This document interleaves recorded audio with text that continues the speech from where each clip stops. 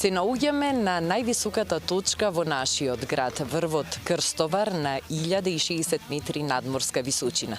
Причина што сме денес тука е втората акција за чистење на водно, која што ја организира Вивакс, после успешната есенска акција која најде на одличен одзив кај широката јавност.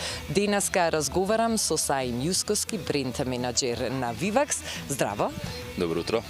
Еве, минатата година за прв пат покренавте една иницијатива за чистење на водно, за подигање на еколошката свест, но и за дружење на сите оние што ја сакаат природата и здравата животна средина. Најпрво да ни кажете како бевте задоволни од минатогодишната акција?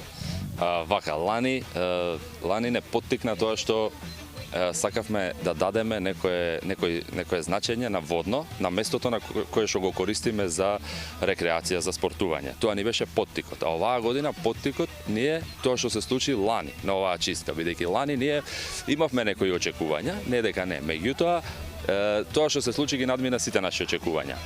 Може во бројки да ви споделам дека на стартот долу пред полициска станица се собраа над 200 луѓе и горе кога ги броевме кесите со отпад, изброивме точно 204 кеси со отпад. Колку и да е тоа лошо што имало толку отпад, од друга страна е многу добро што сме го исчистиле тој отпад. Така да ние сме презадоволни, сите наши очекувања се надминати и годинава очекуваме уште поголем одзив.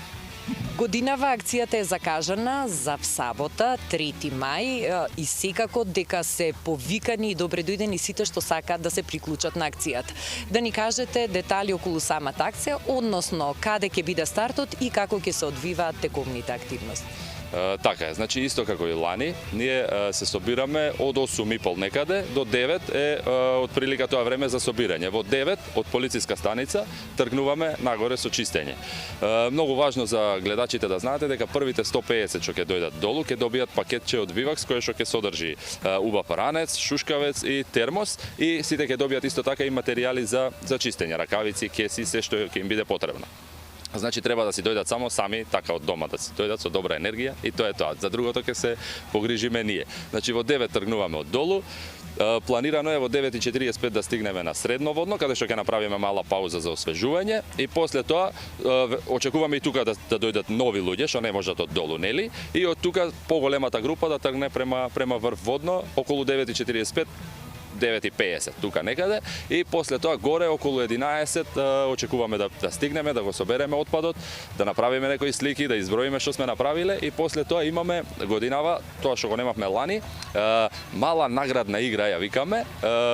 Односно нема да биде наградна игра, него извлекување. Ќе има за 10 среќни добитници као едно мало внимание од наша страна, ќе им доделиме 5 смарт часовници и 5 Bluetooth звучници Vivax. И после тоа ќе си тргне забавата, ќе си почне околу 11:30.